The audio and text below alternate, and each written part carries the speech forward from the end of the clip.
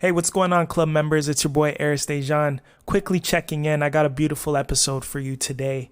All that slogan stuff is going to be in today's episode, so don't even worry about it. I just wanted to intro today's episode because it's with an individual that means so much to me. And I initially recorded this episode back in October 2021. We are now in July 2022. So you could only imagine how much content I still have in my pocket to give to you and to bless you all with. So indulge in this conversation. After listening back to it and editing it, I'm like, wow, this conversation is really dope and deep. Deep and dope. You know what I mean? Double D. So I just want you all to really take in this conversation. I know sometimes when you listen to shows, whether it's mine or someone else's, you listen in passing, you might multitask, you might be cleaning up while something is playing in the background or while you're driving. But if you could just take a moment today, and if you have an hour, whether it's today or tomorrow out of your life, just take that 1 hour to really, 1 hour and change, 1 hour and about 20 minutes. Just really take in this episode and take in the conversation that my guest and I are having, because even listening back to it myself, I learned so much from it. So I just wanted to intro that. Have yourself a beautiful week. We'll touch base next week with a guest spot episode, which guest spots are episodes that I provide to you, and they are appearances that I've made on other platforms and shows and conversations that I've had with other hosts and curators and creators of their own platform. So it's pretty much other shows that I've been a guest on. So I'll be back next week with a guest spot episode, and this is the rotation. All right, have a beautiful week, and we'll talk soon. Enjoy today's episode 63. A long time coming. One. Who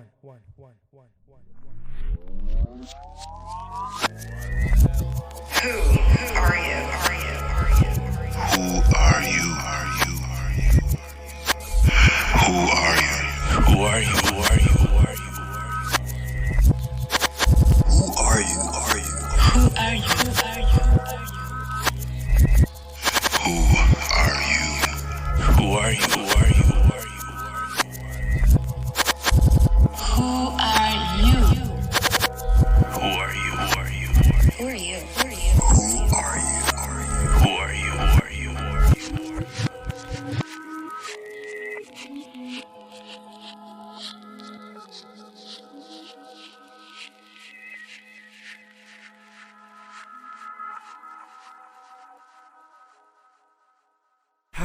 Ladies and gentlemen, welcome to the Who and How Club. It is your boy, Arys checking in. You know the slogan, you are the Who and How Club. I am the Who and How Club, and we are the Who's and How's of this world.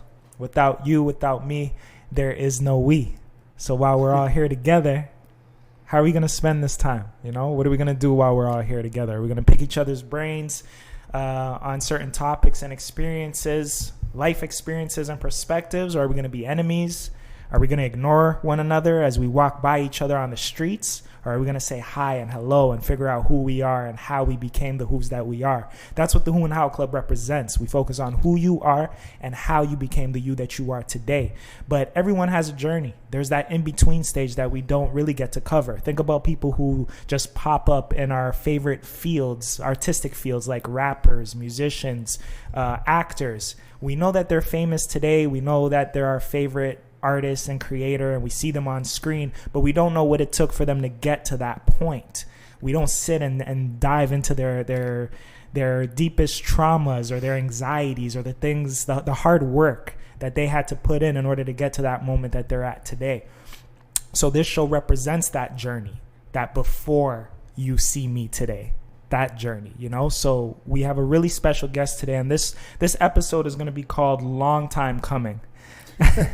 Or Long Overdue. I haven't decided on the title yet, but it's going to be one of those two, because I have a special person next to me today who is joining me, and we've been speaking about getting him on the show for so long, and even though he hasn't been on the show, he's still been in my life. So, you know, we've kept in contact, but today is his day finally. So you want to introduce yourself, sir? Hi, I'm Ed Heeley. Been around for a while. He has. It's it's really special for me to have you here today because you mean so much to me. And we're going to get into that on how you and I know each other, how we entered each other's lives. You said you've been here for a while. What does that mean to the people? I turned 70 in January. So you're at stage 70. Stage 70. And skydiving and scuba and snorkeling and try to be as active as I can. What's it like being 70 in this day and age? Like, what does 70 mean to you? I'm sure it's more than just a number, right? Mentally, I still feel like I'm young in my 20s because there's so many people in my life like yourself that are younger that keep me fresh. Even if we're some of my young actor friends, actor directors, working with Leslie, even if it's going over material I studied a long time ago, it's got a fresh approach. Yes. So we're always continually having to deal with life experiences. Yes. So that never changes. Yes. So how you deal with them should be fresh. It should always be fresh. You should be in the moment. I'm the father of 4 sons, and they age me. That was a bad joke. Where's my... Hold on, we got it.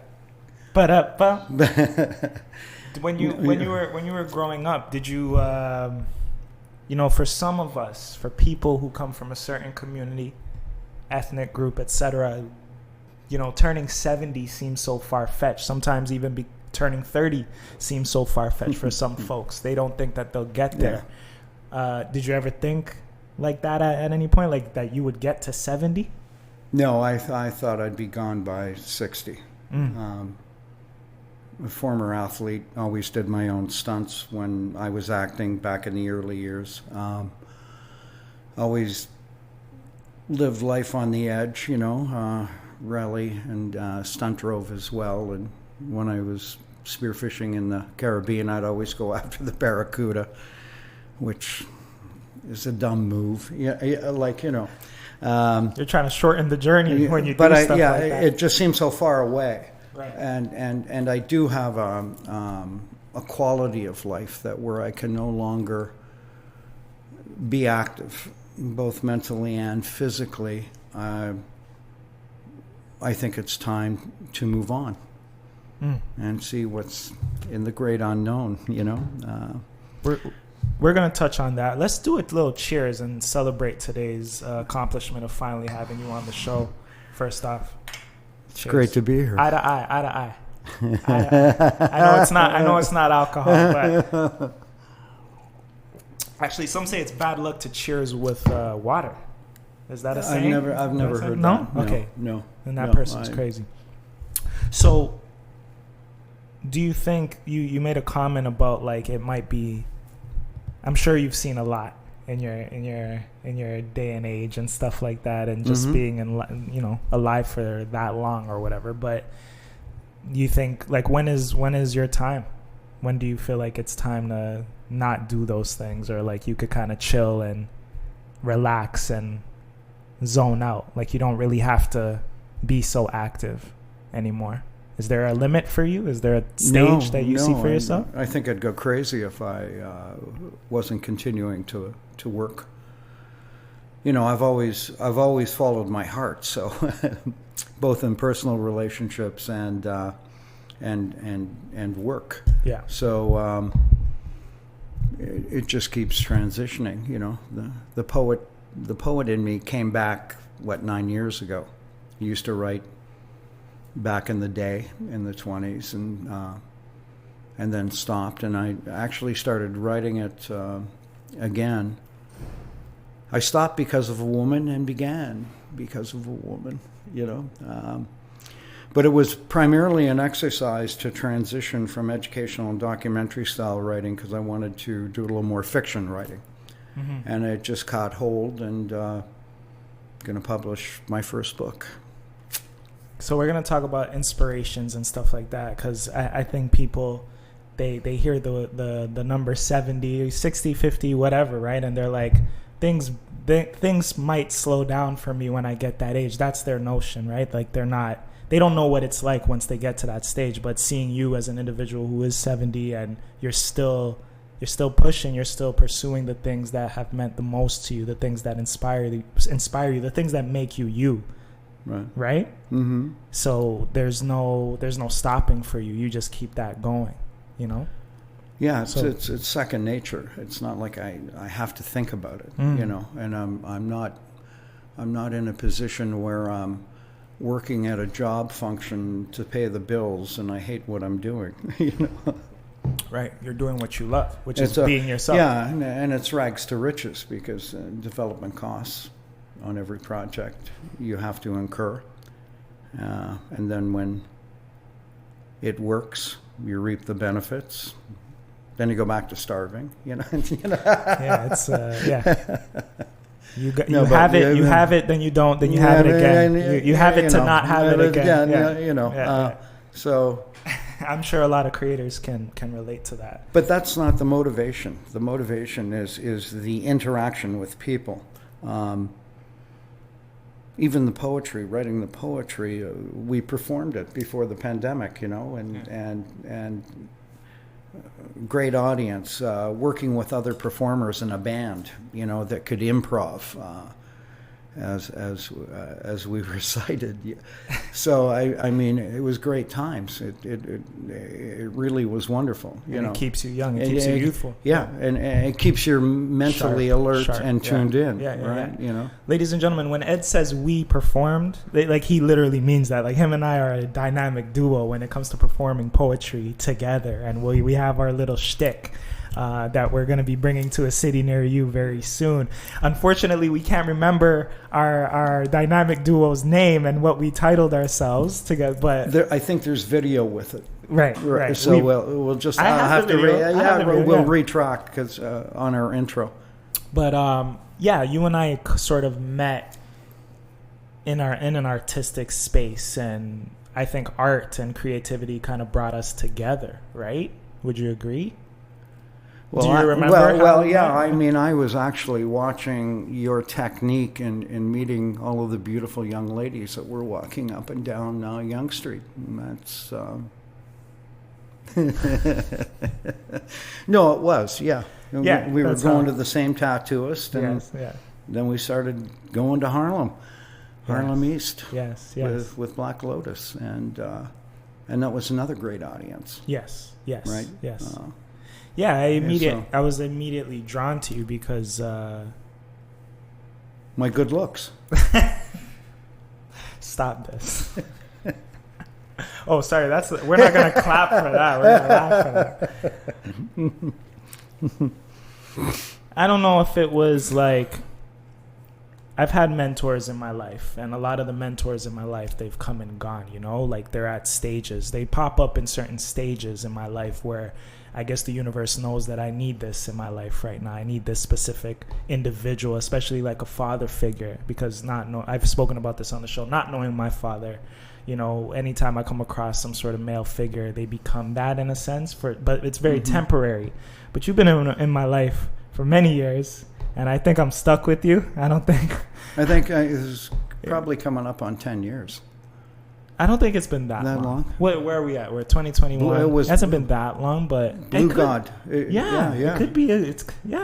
Not 10, but I'm trying to remember what tattoo I was getting around when I first 20. met you. It's been like 2013, 2014, around that time.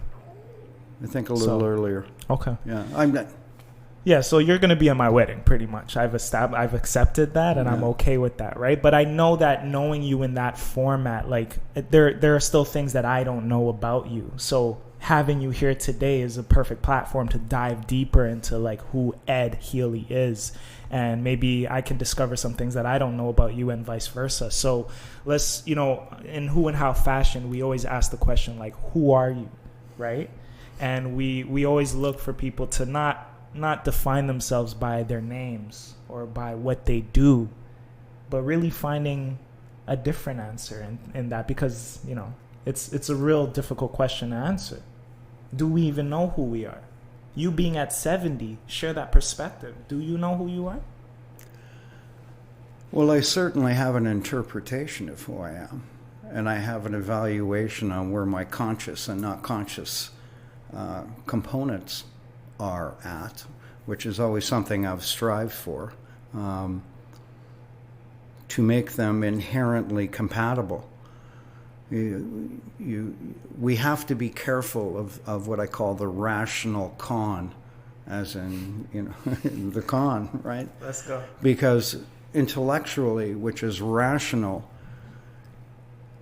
it tends to be justification and self-justification, which can be tremendously misleading if you're trying to pursue the truth. And speaking of truth, I think when we're placing any type of validation on anything, we tend to use truth oftentimes as or honesty. We can't do it with accuracy, but it becomes the self-justification. So oftentimes people will say, well, at least I'm honest, as a justification for some sort of screw up. Right, right, ill behavior, something that you've done deliberately to hurt someone. So what came to me in dealing with a couple of people in my life was that we have to strive to make honesty, truth, and accuracy exactly the same thing. They have to be unified with the same perspective. So, and I think that's when you know yourself. Then you know your truth. Your truth, as opposed to just a rational, conscious, intellectual, or also sequence of a deductive argument, right, to justify an interpretation. Or also defining it based on what the world is telling you or society is telling you what who you are should look like or be defined as, right? Yeah. So I understand that. So that's what's coming to me. Was there a point in time in life where you're like, you thought you knew yourself and then something else happened and you're like, oh no, I actually know me now, kind of thing? No. Because it's always a stage of discovery. I'm continuing to discover myself, or maybe savor living, which I did in the 20s, in my 20s, not the 20s. In your 20s. Yeah, we savored everything when we were young. We just did it a hell of a lot faster. Yes. And more indigestion. But I feel like it's the opposite now. Nothing is being savored for the young. Like the young folks, they're not savoring anything. They're really in this rush to grow older and be something that they're not. They're not enjoying their youth. They're not knowing. They don't even know how to be young anymore because they're so exposed to adult things. And social media has a lot to play in that, right? Do you agree? It's a very good question. I think social media really plays to the egotistical side of an individual. Yes. It's really not interactive. It's active. Active. I'm putting it out there like a selfie or my story, and people react to it. It's reactive, But there's no dialogue in real time going on. Yeah. What do you think social media would have been like in your stage when you were younger, stage of life? We had a lot of meaning, especially in relationships, because we had to write letters. And the pigeons delivered them, right? The pigeons delivered them, right? Almost, right? You just missed the threshold where the pigeons were the delivery men. But we were prolific letter writers, yes. And we spent more time with each other in real time, person to person. It wasn't all this texting. I mean, Barriers, yeah. I spend so much time texting every day because I have to. You're right. I have to respond to who's texting me. Yeah. So the phone call back in the day was also skeptical because you couldn't see body language, you couldn't see inflection, in the shape of the eyes, the emotion in the eyes. You're hearing tones, right? Yeah. And now you crave for the telephone call because the text is so it's so misinterpretive. Yes. Yes. Because there is no emotion in a text unless you're being very obvious and blunt. Yes. And I promise you, I'm not trying to aid you with all these types of questions. I don't want us to harp on, that like what it was like when you were growing up versus now. But I think it's important for the listeners and viewers to really maybe be even awakened by the things that you're sharing, because there's a huge disconnect. There's a huge barrier when it comes to communicating with people or being around people. We have to be reminded of what the real stuff used to be like and maybe tap back into it, because we're missing something now. We're missing something now with this. Like, we're walking with people in our pockets pretty much, so we feel like there's no other need to be around people in a different way, in a healthier way. Right. You know what I mean?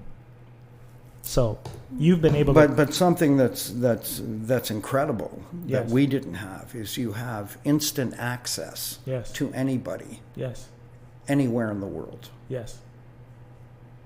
I did an hour and a half video talk with my friend in Moscow last week. Yeah. Didn't cost me anything, thanks to WhatsApp and Messenger. I mean, all the platforms Zoom are for free. We had to be careful of the long distance bill back in the day. And so there are pluses. It's like a double-edged sword. Again, it's a tool to be used, and how do you use it, right? Are you in command of the technology, or is the technology shaping and molding you? When you were younger, right, and your father, who, when you compare your life now at 70, did you get to see your father get to 70? No. You didn't get to. Did he pass? I will be the first Heeley and male on the Heeley side to make 70. Get 70 and above. In 3 generations. Now, I have my mother's heart and lungs. Yeah. So... I'll make it. Cheers to another 70. Another 70. But my uncle, my dad's brother, my grandfather, and my great-grandfather, I can't remember when he passed, but those 3 didn't make it. I think my grandfather made it to 70 and passed. Yeah. But that Lazarus pit helps, man. You found it. You found it. Wow. But it gets us thinking, with all the bullshit that's going on with our patriarchal religions, and in my case, I've rejected them a long time ago. It gets you thinking about what's out there, if anything, right? Because we all know you can't destroy. You can't destroy anything or everything. You can't destroy energy or mass. It transitions into something else, right? Yes. Even if it's ash. Yeah. Right? Yeah. So, well, do we have a soul? Right. I think we do, which I think is a harmony of all of our components, like the conscious, not conscious. All the emotions. Yeah. Right. Where there's a spark. Right? But not in a religious sense. No. There's an essence of who we are that makes us individuals, I think. Does that move on? Right. Well, does it move on? Like, we'll never know until it happens to us. Like, there's the saying, like, oh, you only live once. Do you?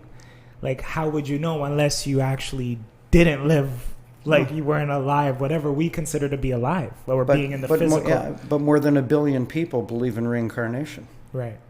and have done for centuries. Right. So, and again, I never worry about it because it's something I won't know till it happens. Right. So it's like a good argument on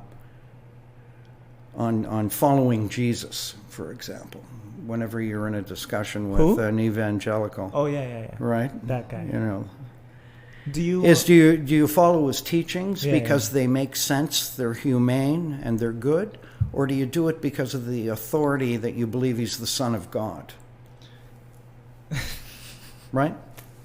Well, he's the Son of God, so I got to do this, right? You know, and As you said that, just a voice in my head came into my mind, and it's Carlos's voice.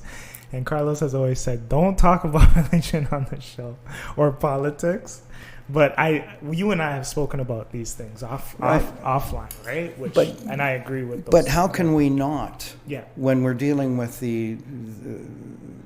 we're continuing to deal with the residential school structure.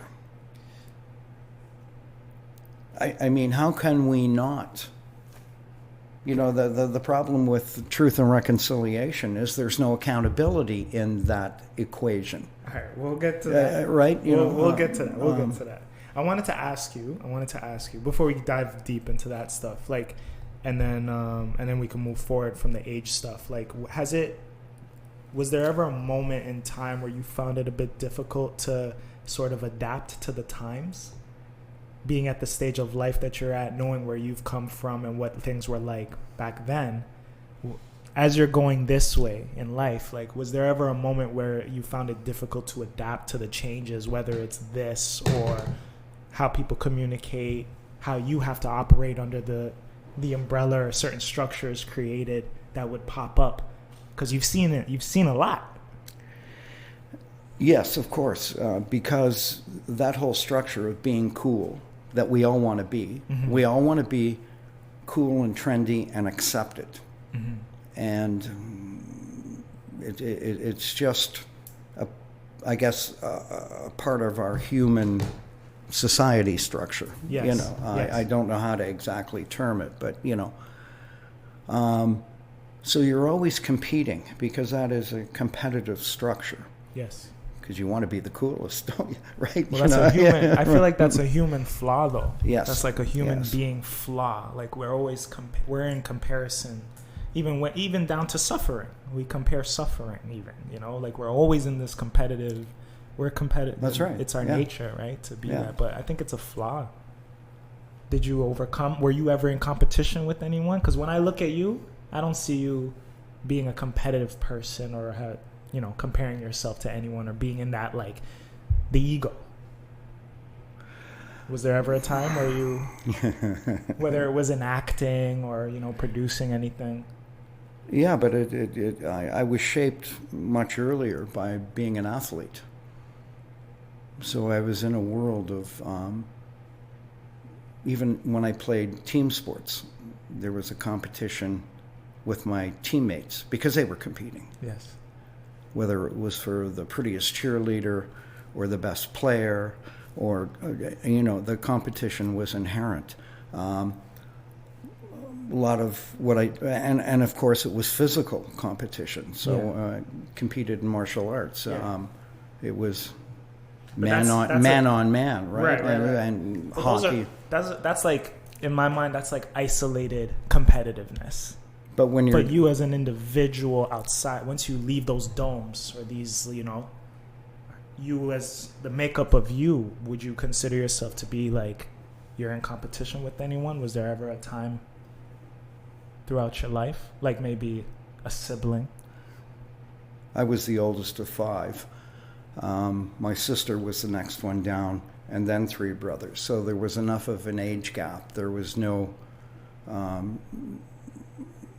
I think I was a really good older brother. But of course, my brothers would have to answer that, right? Right. But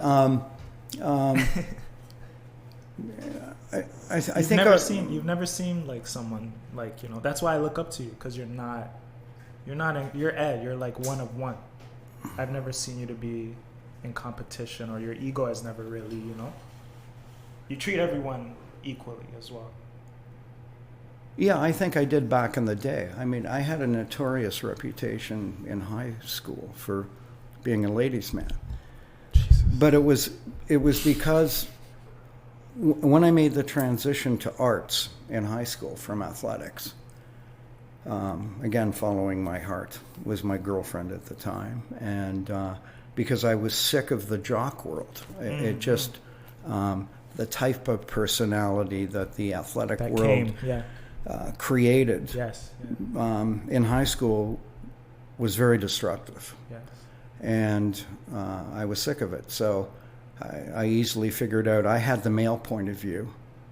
So most of my friends were female because they had a different perspective. Yes. Right? Yes. But of course that was misinterpreted because my jock friends, or straight friends, had a few gay friends back in the day, like in high school. Yeah. It was... when it came to the art stuff, to the artistic realm that you were kind of... there were getting a couple of gay athletes as well, but it was all under the radar, right? Right. Completely under the radar. Yeah. And but they only saw women in terms of a heterosexual relationship. When I had my production company, the majority of my staff was female because of the nature that's inherent in a female. Sure, they can be nasty people and competitive and everything else like that. But I find them more emotionally balanced with their intellect. So there is more of a connection between the rational side and the emotional side. And when they make a decision, they stick to it. Especially in relationships. I've seen so many relationships where they break up and the male, whether it's a boyfriend or a husband, still wants to be able to play with his wife or ex-wife. Yes. Whereas a woman, when she makes up her mind, it's done. It's done. Yeah.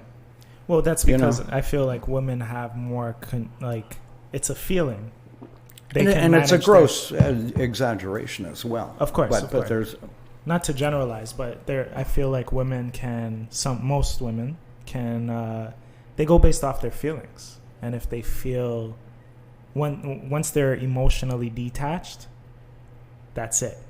They're going to go elsewhere. But a man, it's like an ego thing. It damages their ego. So they want to continue to have control over what they used to have or to keep something going. You know, they want to feed into their egos. Absolutely. Once you lose control, your ego is shot.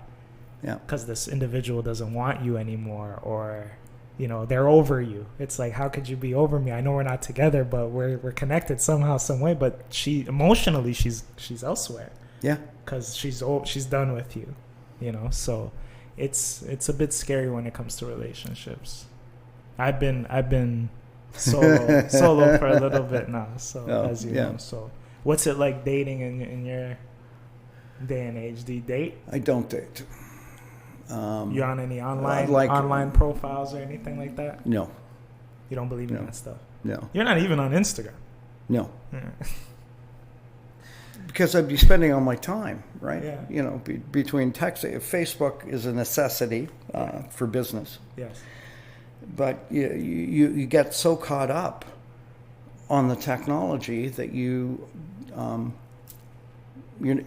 not dealing with people. Does that make sense? Like in face-to-face, because you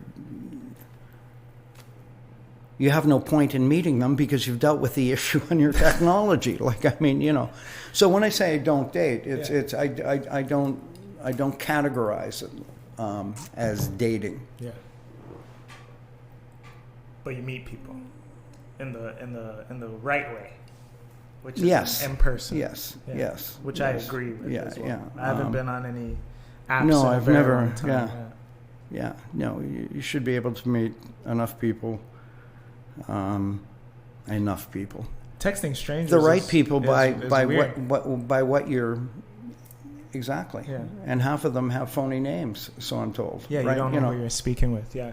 My psychotherapist is like, she keeps pushing me to get into like different environments, you know? Like she wants to be at my wedding too. I'm sure at my wedding it'll be Ed. It'll be my therapist. It'll be Carlos. And I don't know who else, right? But yeah, Leslie too. Yeah. If she, Leslie will be my plus one. she'll be your plus. So if she We're- accepts the we're buds. invitation. Now, But- see, that's a great friendship. You and her. Yeah. Yes. It's evolved into a really solid, respectful, supportive friendship. And I always feel absolute trust. There's nothing I can't talk to her about. And I think she's got my back, and vice versa, right? You know? When you think of Ed, you think of Leslie and vice versa. So you two are synonymous with each other, right? Like, it was Leslie who got me into going to the middle of nowhere, because she was part of the crowd, and the great audience. you keep young people good. around, keeps you.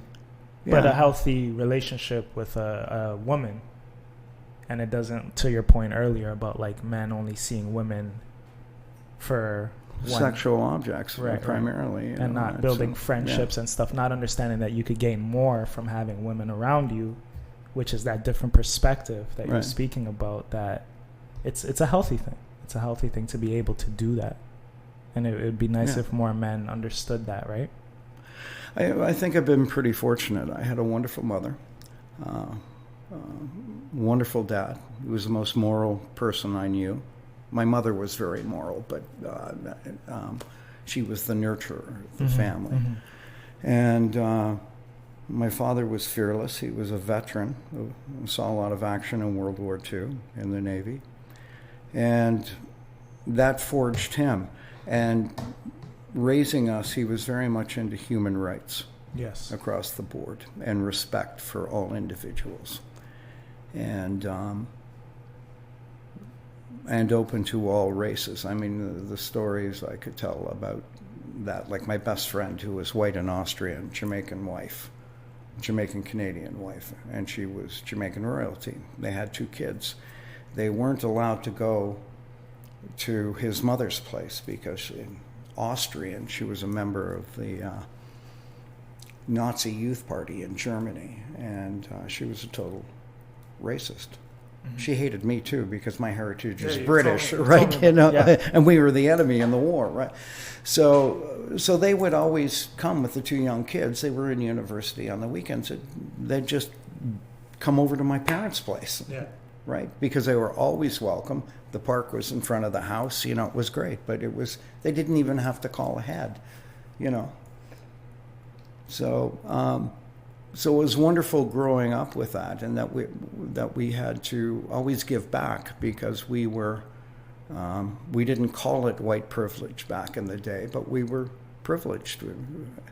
Good athletes, good students, white, right, and working class, but still a lot of what we call today privilege. But we always had to put back do some volunteer work. You always had to give back. Yeah. If one of the disabled kids was getting picked on, you were exactly. How do you give back now in your stage of life that you're at right now? I don't. I just take. You're a taker. Take. I believe you. Well, I do a fair amount of mentoring. Yeah. With young people who I grew up I was a camp counselor with YMCA, and all my kids went to the programs at the YMCA, so it's sort of like a second home. And when you meet people, even if it's your barista, I want to know who they are as a person. We don't have to become best friends, but they're not a barista to me. Yeah. You don't objectify anybody or define them by their function. Well, there was someone before they applied to that job and acquired that title. Right. There's someone else there. Remove the title. We're all living under these titles. Even our names count as titles. We didn't give ourselves these names. Someone else gave us our name. So what is real individualism? You know what I mean? Sure. How can we really have to look at people as living beings, and they're so special. in their own unique way, you know? And we have to acknowledge those things and stick up for the little guy or girl who can't. I recently got into a situation where I was sticking up for someone that I just standing in front of me, I could tell they were boiling, and they look like, it's like seeing a volcano that's about to erupt, and they want to stick up for themselves, but they weren't, because who knows, in their lives, maybe they were told to never speak up for themselves, or never speak to the tall white person in the room that's speaking down to them, or their boss, or whatever. Mm-hmm. And I was sitting there, and I was like, I could feel that pain, you know? And then I had to say something to support them, because they were being spoken about as if they weren't even in the room. Like, imagine that. Like, as if you don't exist, but yet I'm standing right here. Yeah.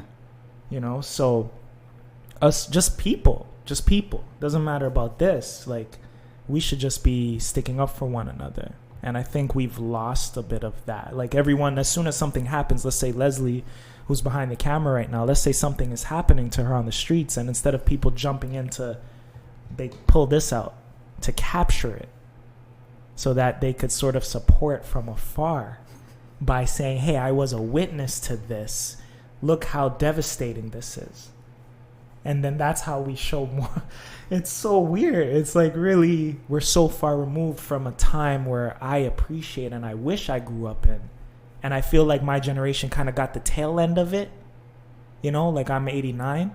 So the 90s still had that compassion and that respect. You know, I was taught the foundations. But throughout high school, I saw it moving away. I saw some people, like, that's why I took the route that I did. Because I was seeing people taking the opposite route. And it's like, I don't want to be a part of that herd.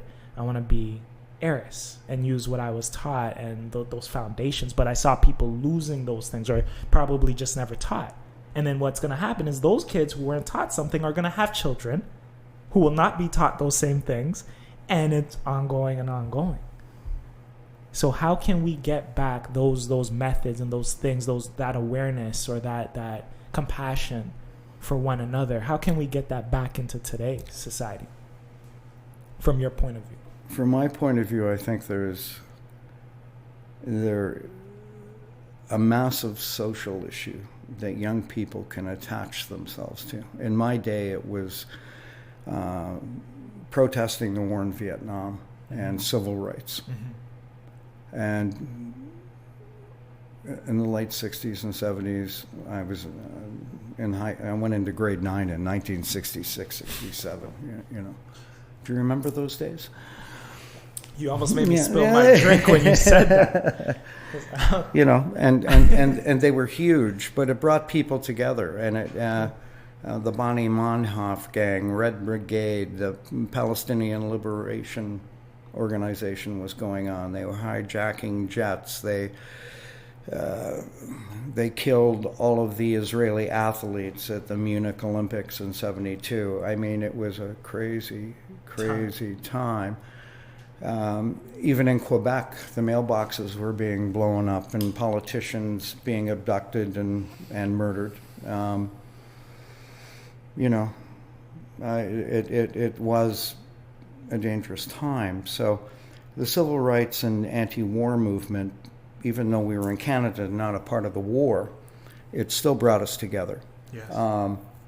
Where we would protest. And there's nothing like a social issue that really enriches your moral code, and it's a perfect situation for romance, because your emotions are running so high anyway in your political and moral beliefs. Yes. And so you really connect, right? You know. And I see this with the environment, the way the young people are trying to hold politicians accountable. At least they're speaking the truth to them and not accepting the bullshit. And they're galvanizing. They're able to, like, going back to what you said about having access. Right. So I see that particular issue as invigorating the humanity within young people. Yes. Right, in terms of personal contact, yes. Right, and I guess appropriate use of the technology. It's I mean, this is a great tool too. I mean, It is a when tool. I was co-coordinator of the anti-racism program, made sure, and this is a number of years ago, kids all had their cell phones to record in the early years the audio of any encounter with a cop. And then, because it's too hard to video, they're going to take it away from you. You can put it on record and get everything, Yeah, right? yeah. And they're not aware of it. And then, of course, everybody videotaping the brutality that goes on in picture and sound. Yeah. It's a great tool for social justice, right? Do protests nowadays have more of an impact than they did back then? Or do you think it's the other way around? Or nothing has really changed? With the impact, I'm talking impact. If we factor in Europe and Eastern Europe with all of the protests that have been going on against the governments there, and pair that with Black Lives Matter and the Me Too movement, and it seems that every racial group has reason to protest and are protesting. I see more silos. Mm. I don't see people working together on the social justice issues. It's not united. No, not yet. Where everybody happens to be united on the environmental front. So we'll see, but it gives me hope. It gives me hope that I haven't had for a long time in the younger generation, because when my oldest son was born, Tiananmen Square happened, and that was a glimmer of hope for maybe democracy taking root in China. Of course, it was squashed, as we all know. Yeah. We certainly created the same number of dictators as we had when I was growing up. Mm-hmm. And the democracies are in a tough spot right now. But I'm hearing Carlos's voice in my head again. But I want to dive deep into all of. And I want to be hopeful for humanity. Yes. Especially as we our human reach now goes beyond our planet. And if we don't get our shit together, we're going to be in a lot of trouble when we encounter other life forms out there. Yeah. Well, we might have already encountered them, and we don't even know, right? Like that could be where we go after we die. The Could universe be. is so That's vast. why I say yeah. The And universe- 85% we don't understand. We don't know what it is. Right. Exactly. We can only recognize the matter of 15%. And do we even? It's a choice to believe in what we've already heard about what's out there. Visits to the moon and Mars and stuff. Is what they're presenting to us actually it? Does the Earth actually look like what they've shown us that it looks like, or are we under this dome, or are we a video game?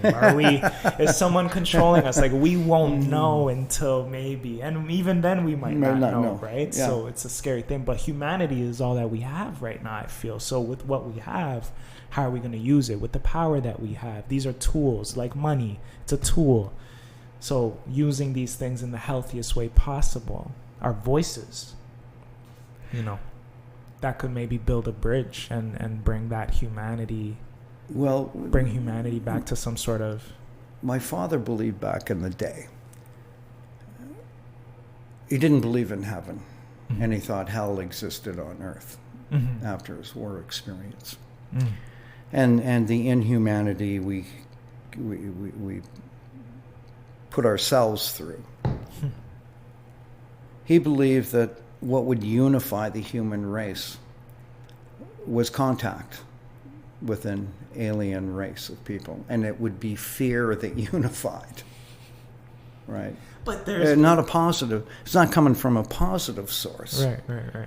It's coming from a negative. But there's been so much fear already. So you think like fear of something external coming that could unify us, as opposed to the fear that we've already faced. we're continuing to face today. Well, I'd like to take it another step further. If we encounter an alien species, which would probably be more advanced than us, I'm afraid of what they might do to us because our humanity doesn't give us good citizenry in the rest of the universe, right? And they would maybe wipe us out because they don't want to be contaminated with all of the brutality and negativity, because humans are about control and domination, right? Of every species. Yeah. And then of each other, right? So, I mean... I want to, like, I have, like, we could go into that very deeper because I have 100 things to say about that. I wanted to ask you something earlier. Going back, I know that you mentioned you didn't get a chance to see your father reach 70, right? But when you, just anybody that was 70 back then, or anyone of older age when you were young, and you compare it to like where you're at today, what 70 is today, what are the differences, would you say, from that perspective? Like what was 70 like back then versus 70 now, you being that? Well, I think we have a reversal of the cocoon. When my kids were growing up, it was very middle class. It was very secure. However, when I was growing up, parents were able to protect their children from the dangers of society, and that was a parent's responsibility, Well, they cultivate their emotional, psychological, and moral development, and they're in sports and focus in on your education. They took care of all the food and nutritional requirements, right, and housing and entertainment and everything. When I was teaching my high school television series program, it became very clear to me that the envelope had reversed, where the adults had no clue and had no ability to protect. And kids would go to a club, they could get shot or stabbed. And this goes back to the 90s, right? They had sex, they could get AIDS and die because medications weren't effective back in the day. And also all the social ostracization, right? 75% of the kids in my editorial committee that were made up from 18 schools lived on their own. And they were in grade 11 and 12. And they were having to put food on the table and have an apartment. And of course, the provincial housing that was provided, there was a 2-year waiting list. So you got a place when you graduated, it was pretty crazy. So the young ones became the experts in a social reality, social justice reality, health, and life safety, right? That the adults were removed from.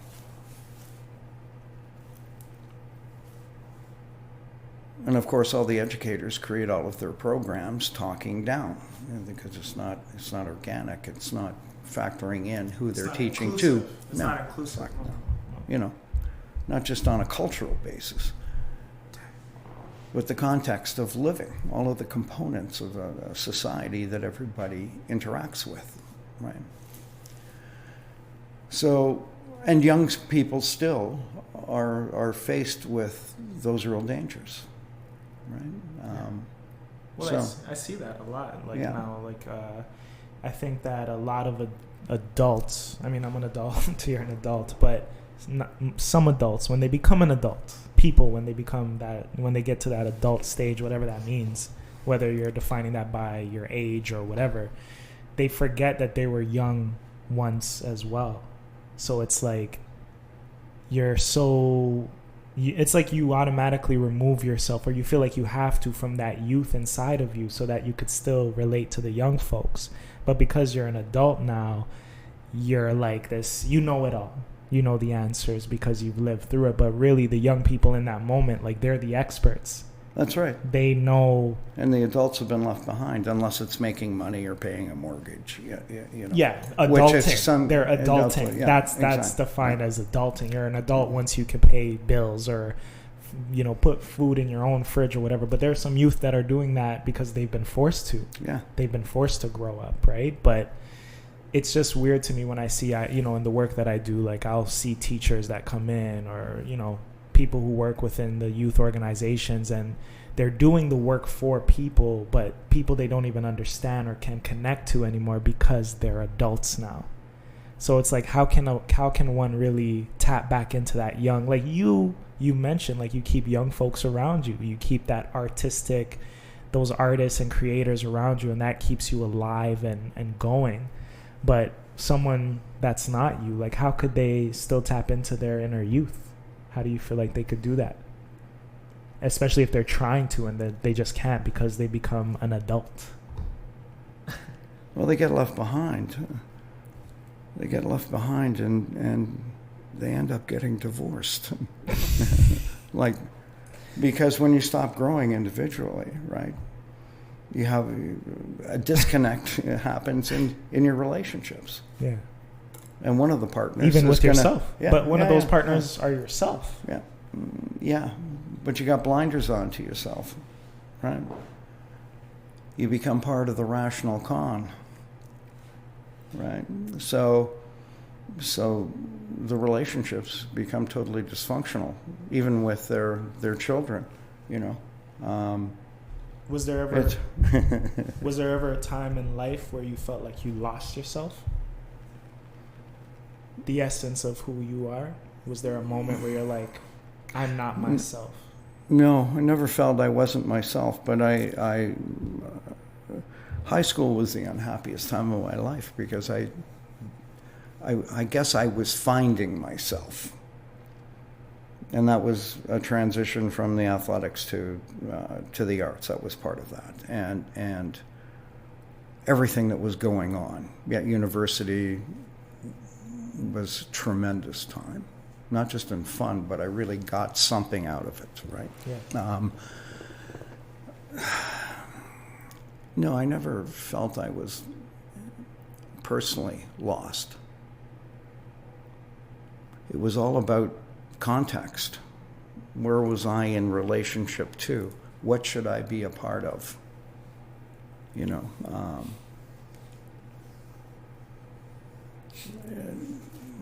But no, I never felt disconnected from myself. I think that's part of the rational con too, because you're objectifying yourself. You're splitting yourself in two, right?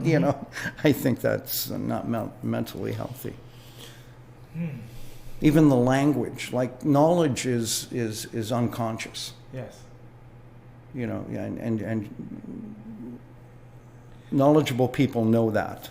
Well, there could be moments of influence that could participate be the cause of why someone might lose a piece of themselves. Like if we think about younger people who are, peer pressure and stuff like that, and they're being right. versions of themselves that they really aren't, so that could be an aspect of losing oneself, where that can happen, right? I agree with those descriptions, absolutely. Yeah. But I don't think the individual's lost. I think things like a harmony within oneself and a strength, an inner strength, are necessary, not a physical strength. But to say, I'm not giving in to that peer pressure, right? Because I'm going to hang with this other group. Because it's always cliquey. Yeah. It wasn't my day, it is today, right? Yeah, it's all about the clique. So even adults clique. Yeah. But they don't click. That's Where's my sound effect? That was a good one, Didn't you like that? I thought that was good. Adults clique because they're adults, but then they don't click on an individual level, right? So you were But no, I'm with you on that. It's trying to maintain a truth to yourself.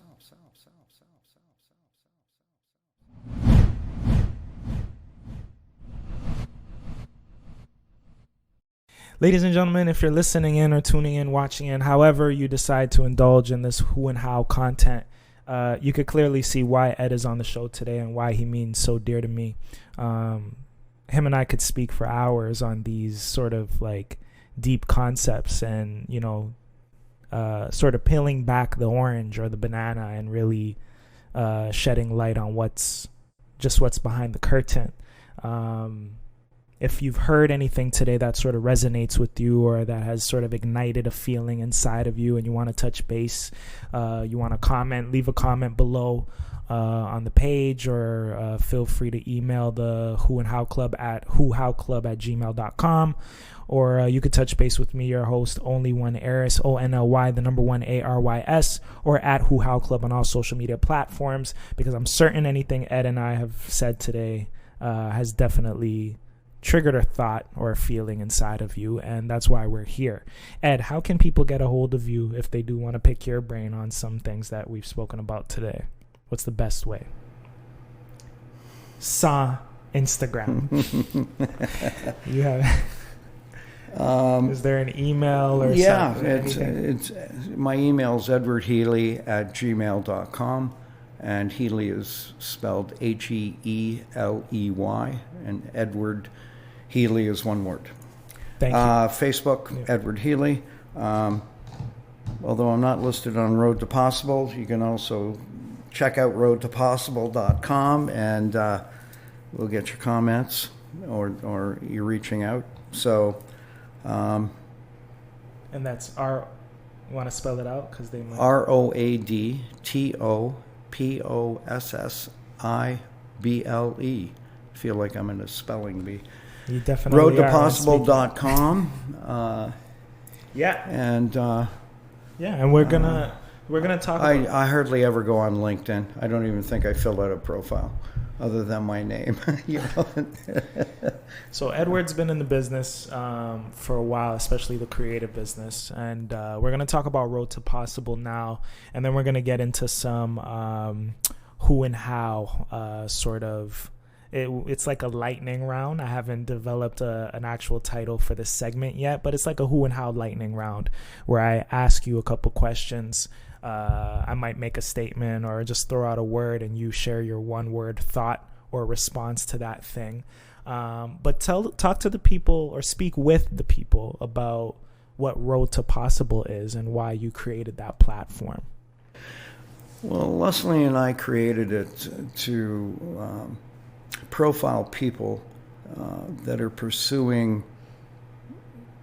seriously pursuing their dreams and ambitions in a functional sense and personal by knowing who they are. So it gets into their personal lives, gets into their professional lives, and we profile them. The only people that we exclude from our profiles, it's totally inclusive, except for celebrities or public figures. They are not welcome. Well, it's not that they're not welcome. It's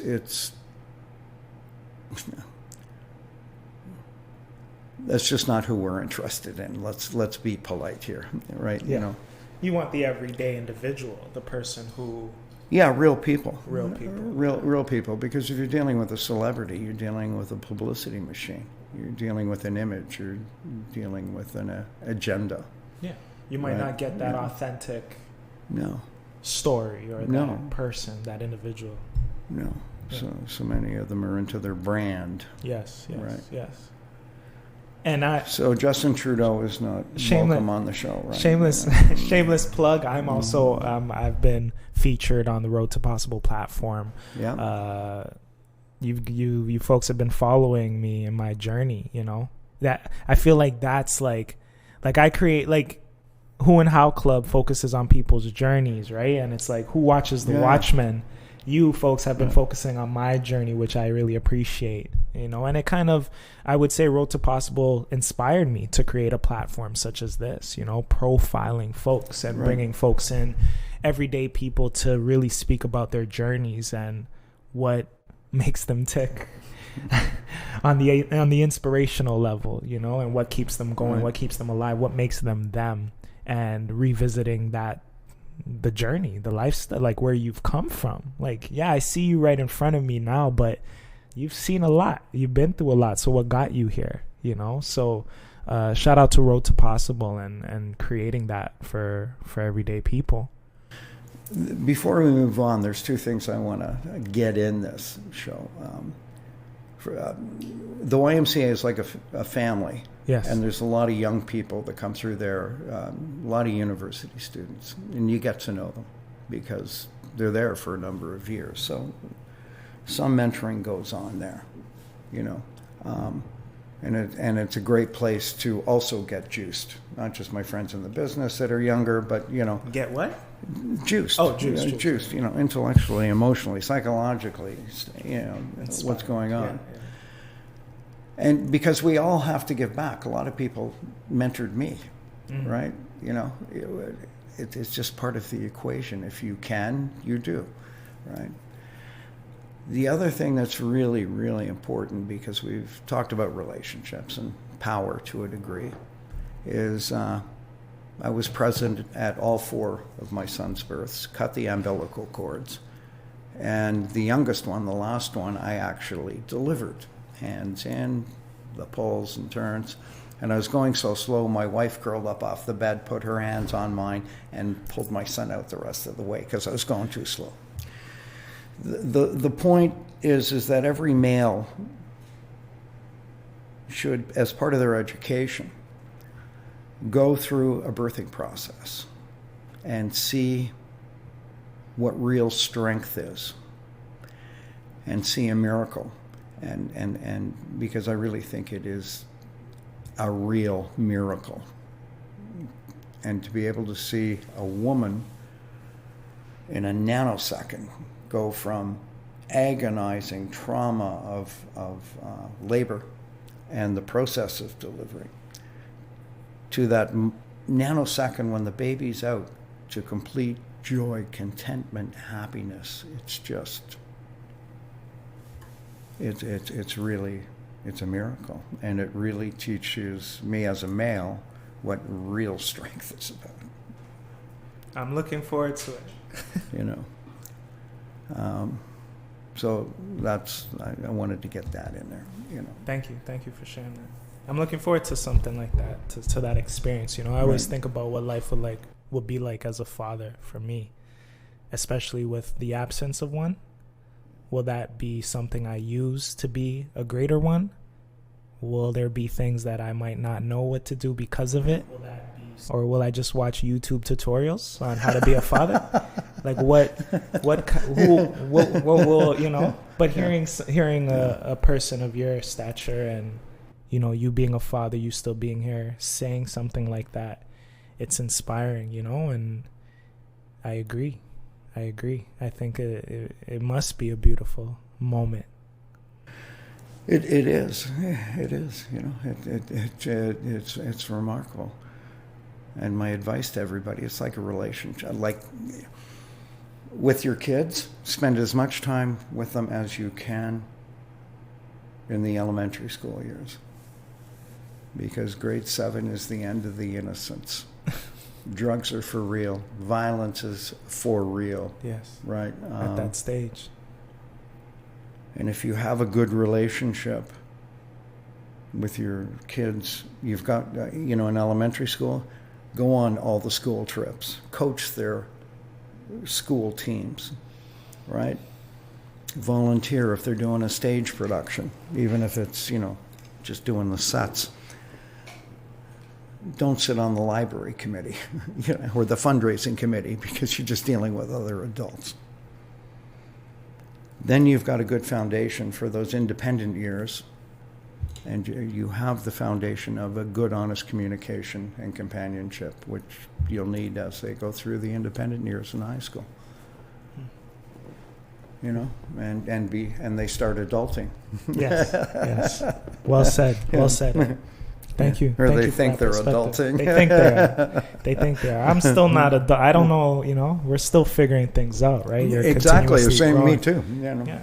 And then that goes back to like, who are you, right? Like it's a continuous who that you're trying to figure out. Right. You don't know it right off. You won't know it at 19. You might not know it at 70. You're continuously figuring out who you are and how to define that and how you choose to define that, not based on how other people want you to define it, So it's a journey. Yeah. So I appreciate what you just said, because it's I felt like my future just like kind of flashed in my mind, like what my future might look like, So thank you for sharing that. And I hopefully we have inspired some people, men especially, with what you just stated. So thank you. We're going to get into a quick lightning round. So I'm going to pose some questions I'm going to throw some things out. Do your best to respond with at least one word or two. But it's very basic stuff. But we just want to get some glimpses and some flashes of Ed and what makes you you. And then, when you come back on a future episode, we could dive deeper into some other things that we might have not spoken about today. But just, off the rim. I'm a hockey player, so I don't know. What's a rim? Off the goalpost? Exactly, Yeah. Off the post. What keeps you going? Life. And the people in it, It's everything about it's so wonderful. I couldn't live a place that didn't have 4 seasons. When you say life, do you mean the people in your life or the people in life? People in my life. Because it's always changing, right? People die, new people, you make new friends, right? You have your core that's set, but you can even lose them, like children. You never know what's going to happen. So the essence of this magnificent planet and to be able to look at the stars and feel a part of something is it's so fulfilling. And the wonderful people we meet and even the bad people we meet, because it brings out the best in us if we take action against. Legally, but you know what I'm saying? So I've just been one to follow my heart, and it's a big, wonderful world for my heart to follow, So, but it's the people and things. Yes, people and things. Keep you going. Yeah.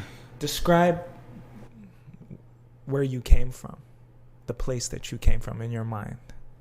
What's the word that comes to your mind when you think about where you came from? I was raised right out of the sidewalk in East Toronto, even though I was born in the West End.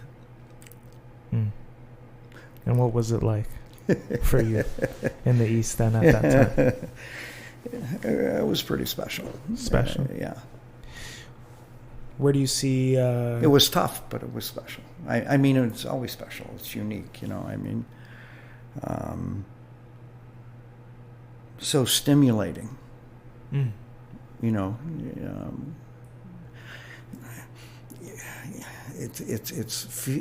feel like a plant growing.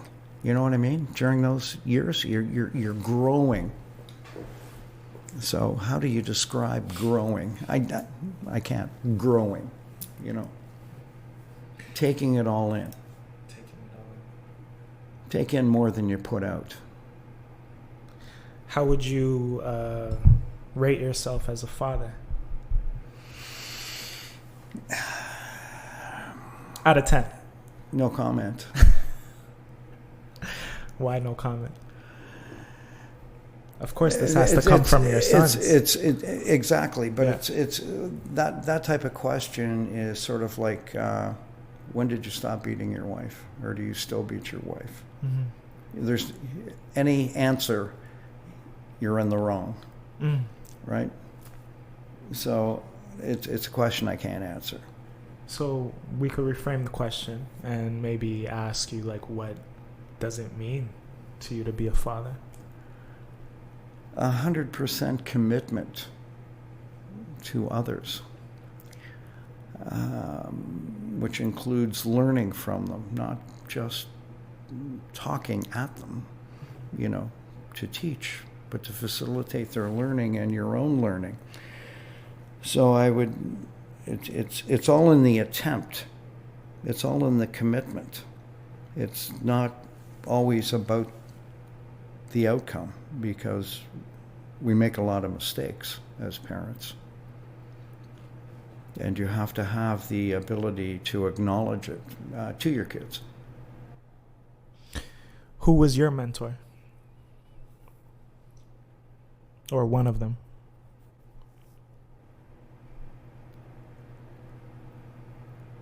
I never really had a mentor. I had a lot of people that did some mentoring, like a coach, that took it beyond just coaching. The technical aspects of the game or of the pool. A couple of teachers. Andy Higgins was one who just passed away. He was the coach's coach. Brilliant. Coached three Olympic track teams for Canada. And he was my track coach in high school and when I was getting out of athletics. And we stayed in touch right up until he passed away. But it was in me, because high school was the worst time of my life. He helped me to zero in on what was important. And Frank Ruffo, who was a musical director older than me, was the closest thing in the field. As a young actor that was as a mentor.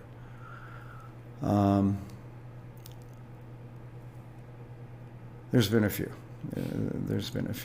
And some good women. Some of them my own age, that were able to, that mentored. So, it's been an interesting journey. My mother was probably the best. I could always talk to her about anything, including suicide, right? I never got to the point of committing suicide or attempting it, but it's always something I think young people go through, where we really take a real hard, serious look at what it means to end one life, usually brought on by the loss of someone within your circle. On the intellectual front, it was my dad. Yes. But and we've spoken about things of that nature offline and stuff like that, and suicide and all of that jazz. I was gonna ask you, I think I know the answer to this, but for folks, like, do you ever question your mortality? How do you question it? I'm going to die, right? You're going to die. We're all going to die at some point. That's because I'm behind on my payments, my monthly payments, to get frozen. You know what I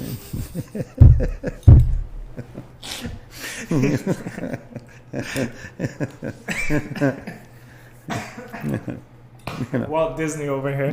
Yeah.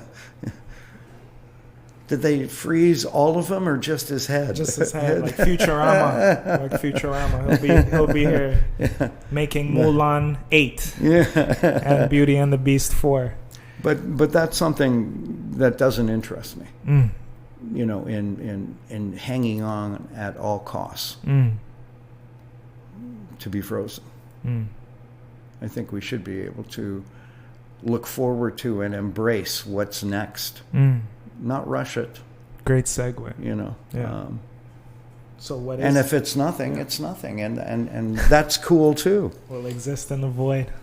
Don't have to put up with any bullshit or any tremendous happiness or joy. But well, that was gonna be my final one in the lightning round. What is next for Ed Heeley? I'm trying to get back in shape after the pandemic.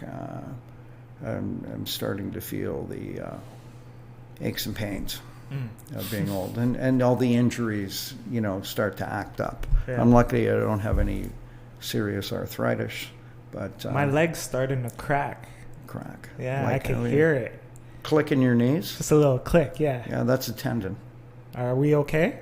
Yeah, you just strengthen your muscles, right? Right, Leslie? Yeah. Thank you. So, yeah, but, and I want to get back to the Caribbean as fast as I can. Yes. So I think maybe January. Yeah. Yes. Thank you so much for sharing everything that you've shared, Ed. Obviously, you and I could go forever on picking each other's brains, and just hearing you speak is inspiring. It gives me hope. You know what I mean? Like, and you too. You're an extremely positive person. I try my best. You do. You don't try. You're a doer. Mm. You know, that's one of the things I love about you. You just keep on doing. Thank you. Thank you for acknowledging that. We have a segment on the show called Ask the Club. We usually end off on this segment. It's when our guests get an opportunity to either pose any kinds of questions, statements, one word, little flashes of, just anything, either to myself or, for the viewers watching and listening in, the listeners. You have any questions for today that you'd like to ask? Yeah, do people think my rocking is because I have a bit of a neuroses, or just that I can't sit still?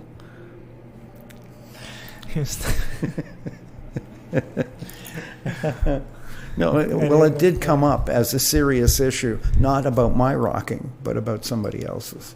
People say I move around a lot as well. You hardly moved at all. Well, it's because people have told me, so I'm I try to pay attention to it. I tend to touch my face a lot, or I'll fiddle. Yeah. And I find the hardest thing is sitting still. Right. I just can't. Yeah. Any other questions or anything you want to pose to you? Yeah, I'd love to hear from the audience on any type of issue, on any type of meaningful issue. And life is the issue, right? So all topics are open. I'd like to hear what young people have to say about where they think we're going. Mm. Politically, economically, and I guess spiritually. Yes. In a humane way, not in a religious way, right? Right. But yeah, let's hear what the young folks in the know have to say. Yes. Even if they're unsure. Yes. Being unsure is a safe place to be. It's a safe place to be, and it has a lot of answers. Like, you can't ask a question that doesn't have an answer to it. Yes. Otherwise, you couldn't ask the question. If you had no knowledge of it, you couldn't ask the question. Or if you had all the knowledge, there would be no questions to ask. So, any final words to the people? Final words? Yeah. Final message? Like, if you had 1 minute to share something to the world or the young folks listening in? Be kind, be right, and savor every moment. Savor every moment. Well said. Ladies and gentlemen, you've been listening to the Who and How Club. We had Ed Heeley on the program today. This will not be the final time, last time, only time that you see Ed on the show. We have more to discover about him and to dive deep into. I'm definitely going to be thinking about a lot of things today. My existence will be one of them, and my adulthood will be the second thing, and what I want for my future, and how I could keep this youthful energy alive, just like Ed has. So thank you again for being on today's episode, sir. Let's cheers to that, finally getting you on. Great to be here. The folks will see you again. You know the slogan, you are the Who and How Club. I am the Who and How Club, and we are the who's and how's of this world. Without you, without me, there is no we.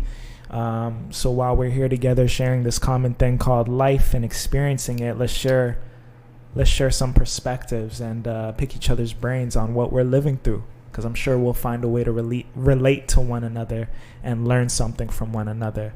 It's your boy Arys checking in once again. We'll touch base in a week, y'all. 1. 1. 2. Peace. Good one.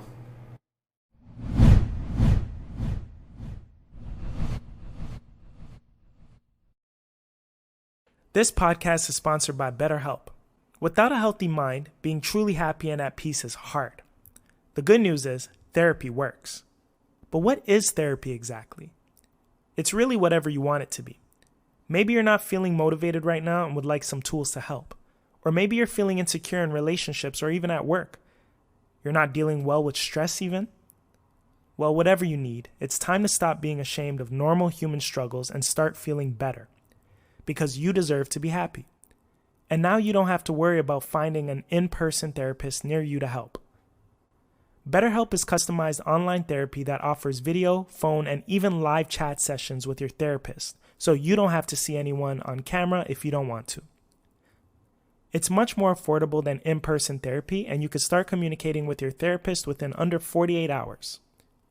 Join the millions of people who are seeing what online therapy is really about. It's always a good time to invest in yourself, because you are your greatest asset.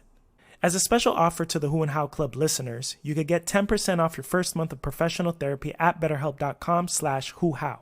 That's betterhelp.com/whohow. Thanks again to BetterHelp for sponsoring this show.